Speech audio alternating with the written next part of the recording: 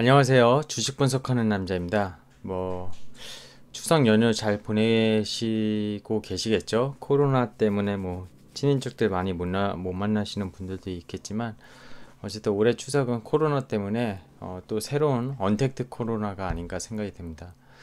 미국 대선 1편을 통해서 현재 두 후보 트럼프와 바이든의 전반적인 그 정책을 후보들의 공약 정책들을 좀 살펴보았고요. 오늘 2편을 통해서는 즉 결국 미국 대선 누가 되든 바이든이 되는지 그리고 트럼프가 되는지에 따라서 주식시장 예상을 좀 해보는 시간을 갖도록 하겠습니다. 그 전에 어제 이제 미국 시간 29일이었죠.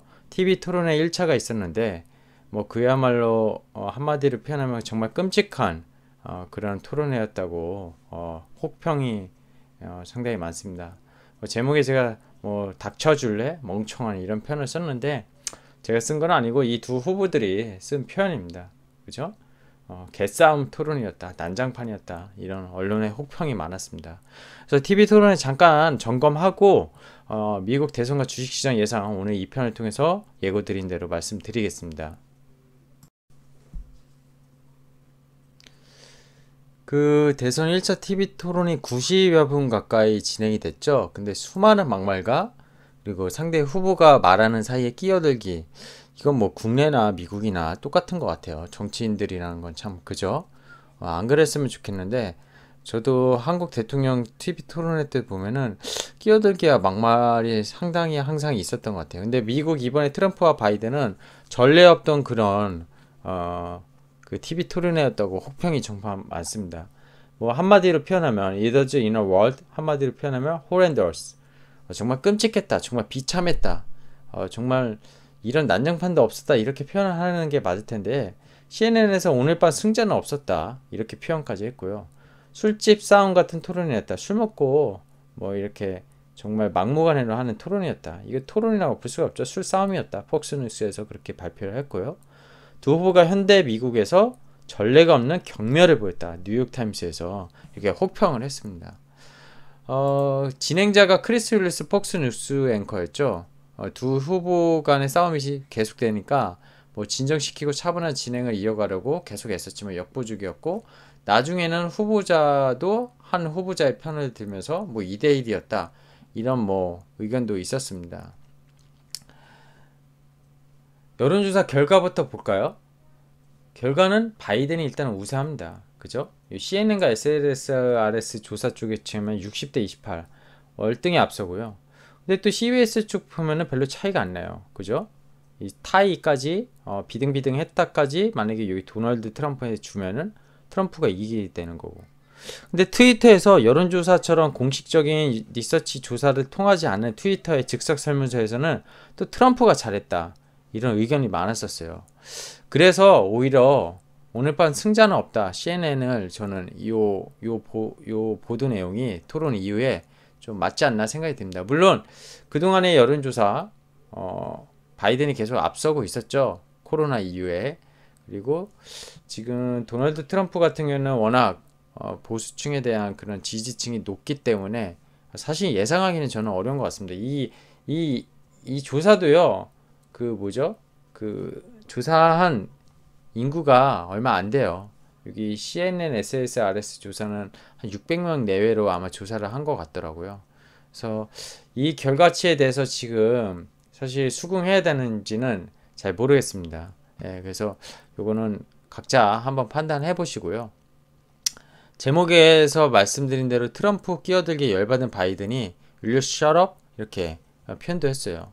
바이든의 입에서 사실 그런 약간 비속어가 나온 것도 저도 깜짝 놀랐는데 트럼프 대통령은 바이든 후보의 답변 시간마다 계속 끼어들다 보니까 이제 바이든이 열받아서 그렇게 얘기를 한 겁니다.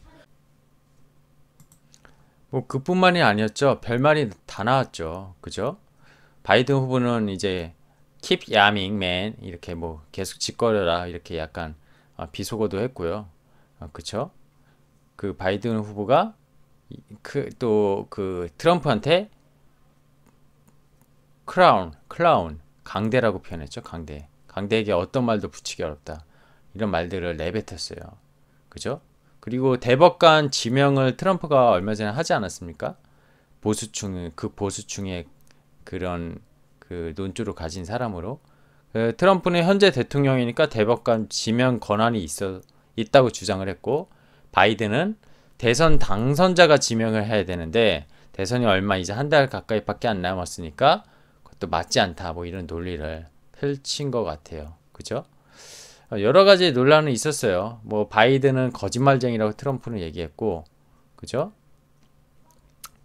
바이든이 트럼프한테 거짓말쟁이라고 표현했고, 트럼프는 바이든한테 똑똑한 사람이 대통령이 돼야 되는데 학교 다닐 때 학점이 낮아서 멍청하다, 이런 표현도 했어요. 그죠? 그리고 트럼프가 코로나 바이러스 감염증 사태에 겁을 먹고 계속 거짓말을 하고 있다. 뭐 아무 계획도 없고 위험한 병이라는 것도 알면서 아무 경고도 하지 않고 계속 주식시장만 보고 있다. 이런 약간 공세를 펼쳤습니다. 20만 명이 지금 죽었고 뭐 700만 명이 감염됐는데, 그죠? 트럼프 대통령은 뭐 훨씬 더 똑똑해지지 않는 한 훨씬 더 많은 사람들이 더 빨리 죽을 것이라고 바이든은 또 말했고, 하여튼 계속 이런 난간의 난상 토론회가 있었고요. 제일 이슈됐던 게 좀 인종차별주의자 아니었나 생각 드는데, 바이든이 트럼프를 공격했었죠. 인종차별주의자라고. 트럼프는 급진 좌파가 폭력 시위를 만들 수 있다. 뭐 약간 국내의 지금 정치 성향과 또 비슷한 것 같기도 해요. 그죠? 이런 좀 이슈도 있었습니다. 자, 1차 TV 토론회는 그 정도로 말씀드리고요. 다들 뭐 뉴스 보셔서 아실 테니까, 제일 중요한 건 이제 미국 대선과 대선 이후의 증시, 이런 방향성이 중요하지 않겠습니까? 사실 대선 전까지는 계속 변동성은 있을 거라고 수차례 제가 말씀 계속 해온 것 같아요. 뭐 국내든 미국이든. 지금 나스닥이 다시 한 11,400까지 오늘 10월 1일자 기준으로 올라갔는데, 나스닥 선물 기준으로요. 아마 뭐 12,000에서 11,000 정도, 그 60일선에 대한 이평선에 대한 계속 왔다 갔다 변복이 나오지 않을까 생각이 듭니다. 하지만 대선에 트럼프든 바이든이든 누가 되든 당선이 된 이후에는 저는 미국 증시는 오를 거라고 봅니다. 복병은 코로나라고 저는 보고 있어요. 결국 코로나로 인한 디플레이션, 이 부분에 대해서는 이따 마지막에 좀 말씀드리고요. 여기 미국 대선과 주식시장에 그 지금 거의 한 얼마죠? 40년 넘게 이렇게 좀 도표를 가져왔어요. 지금 보시면은요, 상승, 폭락, 상승. 지금은 이제 2020년 앞두고 있죠. 어땠죠? 2000년에 조지 워커부시 때 폭락은 IT 버블 붕괴였고요. 2008년 버락 오바마는 이제 8년 연임을 했는데, 이 초기 때 금융위기 때문에 폭락했습니다. 요 IT 버블과 금융위기를 빼면은 전부 상승했어요. 뭔가 이벤트가 매크로적으로 벌어지지 않은 이상 주식시장은 장기적으로 상승을 했다. 그죠? 1, 2년 동안 하락했더라도 결국엔 임기 내에는 상승한 거를 보여주고 있습니다. 그리고 20년에도 저는 누가 되든 24년까지 주식시장이 저는 상승할 거라고 개인적으로 보고 있습니다. 왜냐면 일단 대선이 끝나면은 코로나가 해결되는 건 아니에요. 그리고 지금 저금리 정책 계속 될 거고요. 최소 2023년까지 된다고 하지 않았습니까? 그리고 그때까지도 경제가 회복되지 않으면 아마 연장될 수도 있고요. 그래서 AIT라는 평균 물가 목표제를 연준의 파월 의장이 지금 도입을 한 거고요. 정부의 재정 지출 확대, 지금 5차 재정 지원금에 대해서 민주당과 그 백악관의 약간 불협화음 때문에 아직 통과는 안 되고 있는데, 이 정부의 재정 지출 확대 사이클도 계속 기대해 볼 수 있을 것 같아요. 그렇죠? 상원과 하원과 대통령이 같은 당으로 구성될지 다른 당으로 구성될지에 따른 불협화음은 있을지 모르지만, 경제 주체의 심리적인 측면에서는 분명히 재정 정책으로 인한, 그리고 기존의 통화 정책으로 인한 긍정적인 영향이 주식시장에 결국엔 상승을 이끌지 않을까 생각이 듭니다.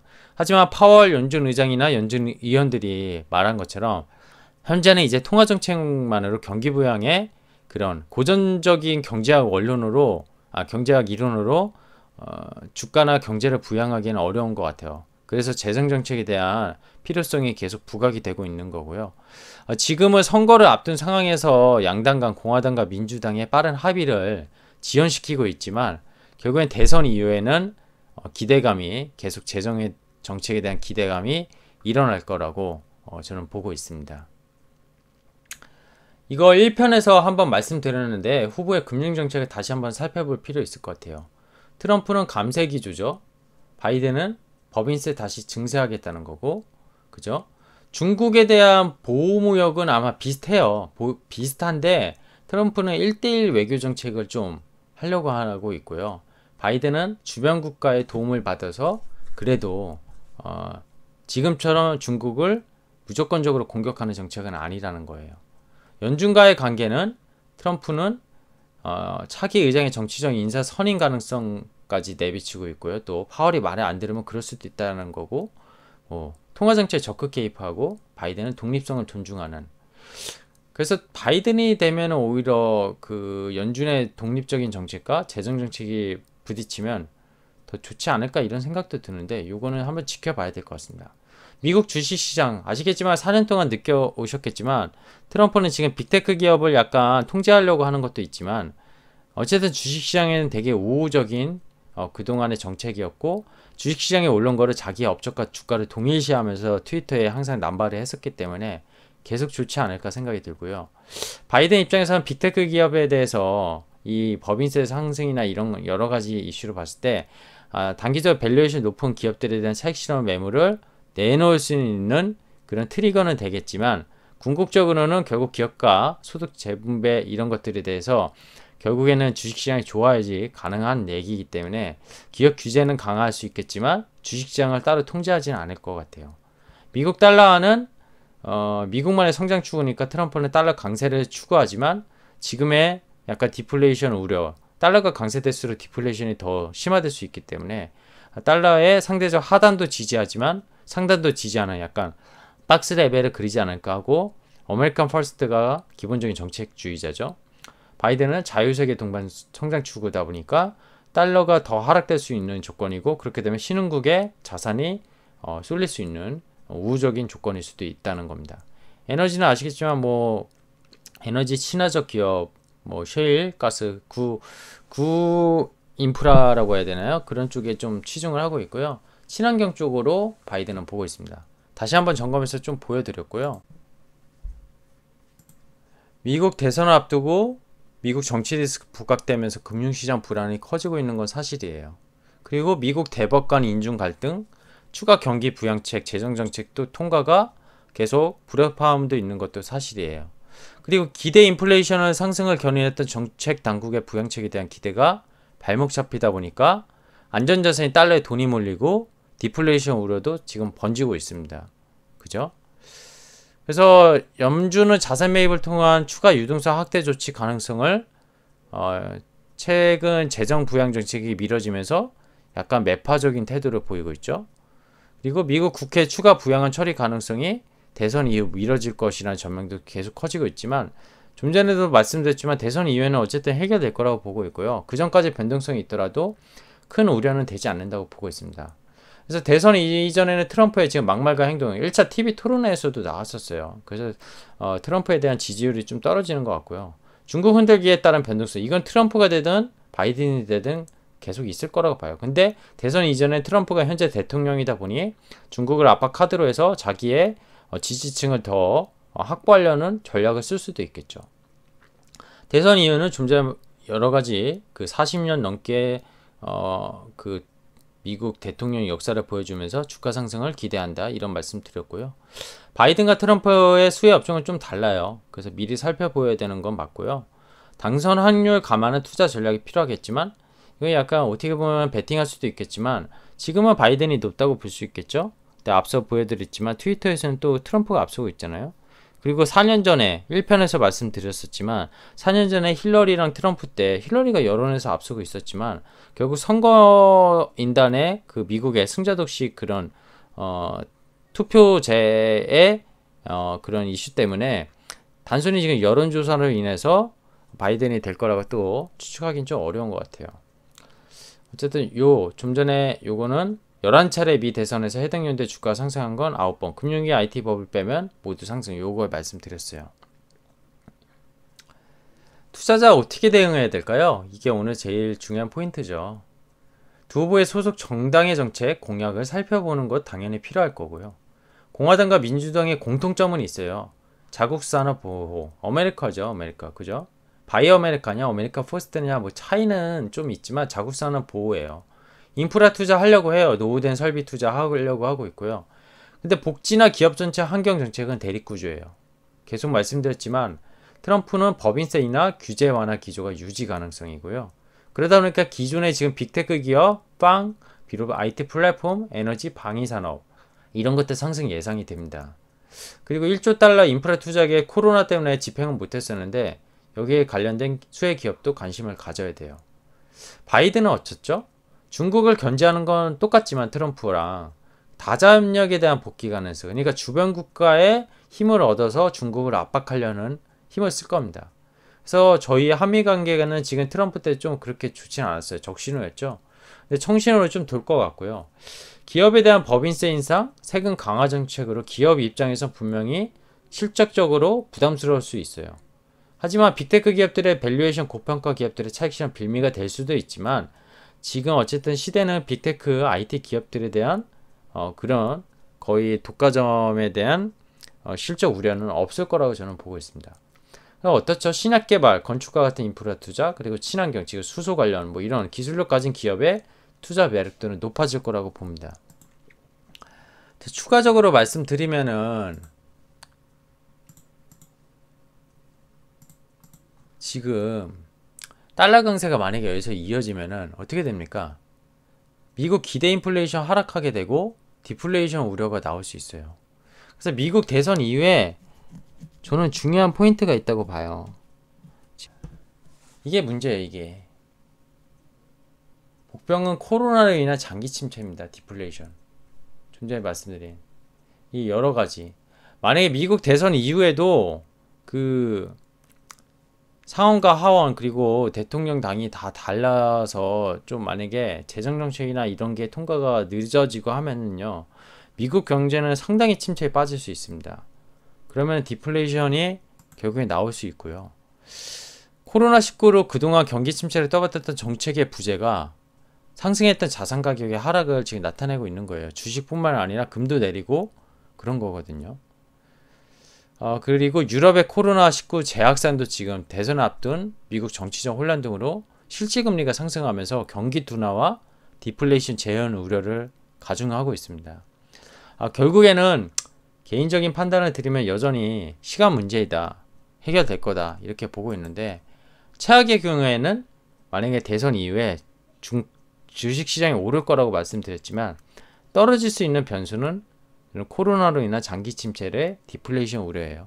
결국 정부가 얼마나 재정정책을 힘써서 쓰느냐, 그리고 통화정책, 연준이 같이 도와주느냐, 그게 중요하다고 저는 보고 있습니다. 그래서 대선이 끝나서 경제가 좋아지진 않아요. 하지만 그런 부양책에 대한 기대감에 대한 증시 상승이 나타날 수 있다고 보고 있고요. 지금 뭐 추가적으로 국내 개인 대주주 가세 요건 3억 20만 명이 청원이 넘었더라고요. 오늘 아침에 넘은 것 같은데 청와대에서 공식적인 입장이 발표를 해야 될 것 같고, 추석 이후 동학개미의 선물로 뭐 연자제를 폐지할지 아니면 10억에서 3억을 낮추는 거를 10억으로 그냥 연자제나 하되 유지할지는 모르겠지만 쉽게 이게 바뀌지는 않을 것 같은 약간 호재성이 있는 것 같습니다. 그래서 국내 같은 경우에도 주식시장 이렇게 되면은 사실 대주주 가세 요건 3억은 코스닥 시장에 되게 중소형주에 되게 타격이 될 수 있는 수급 요건이었는데 그게 좀 뭐 섣부르지만 저는 넘어갈 것 같고요. 그렇게 되면 코스피보다 코스닥 여전히 좋게 보고 있고, 최근에 반도체 업황 상당히 좋아지고 있다고 생각하거든요. 그래서 제가 EUV 특집에 대해서 특히 1, 2, 3편 올리면서 3편 후공정에서 좀 많이 말씀드렸는데 이제는 그 관련 기업들을 하나하나 제 채널을 통해서 소개해 드릴 거예요. 반도체 사이클만 잘 타면 국내 주식시장에서 워렌 버핏 이상의 수익을 올릴 수 있다고 저는 자신합니다. 저도 예전에 사이클을 그렇게 타지 못했었기 때문에 많이 벌지는 못했지만 이번에는 분명히 기회가 될 거라고 봐요. 거기에다가 매크로 저금리 환경이 너무 좋은 환경이라는 거예요. 주식 투자에. 이거는 제 채널 처음 오신 분들은 주린이가 뭐 햄버거 먹을 수 있는 환경, 이런 영상이 초기화면 채널에 있습니다. 꼭 보셨으면 좋겠고요. 자, 오늘로써 미국 대선 1차 TV 토론에 대한 점검과 함께 대선이 주식시장에 주는 영향을 어떻게 분석하고 어떻게 이해해야 될지, 그리고 앞으로 어떤 투자를 해야 될지 간략적으로 좀 말씀드린 것 같아요. 이 부분에 대해서는 뭐 TV 토론회가 아직 2번 더 남았기 때문에 토론회 이후에 이슈가 생기면은 바로 또 이슈 체크할 수 있는 영상을 통해 업데이트 할 수 있도록 하겠습니다. 자, 오늘도 연휴 지금 중간인데요. 오늘 밤에 보름달 맞이하면서 소원 비시면서 좋은 그런 가족의 화목과 평화가 있으셨으면 좋겠고요. 주식시장에 참여하시는 주린이 여러분들, 올해는 이제 얼마 안 남았지만 올해 내년까지 돈 많이 버시는 그런 해가 됐으면 좋겠습니다. 내년까지. 구독과 좋아요, 알람 설정, 컨텐츠 제작에 역시 많은 힘이 되오니 제 채널 많이 사랑해 주시고 주변에 주식하시는 분들 있으면 많이 알려주시면 감사하겠습니다.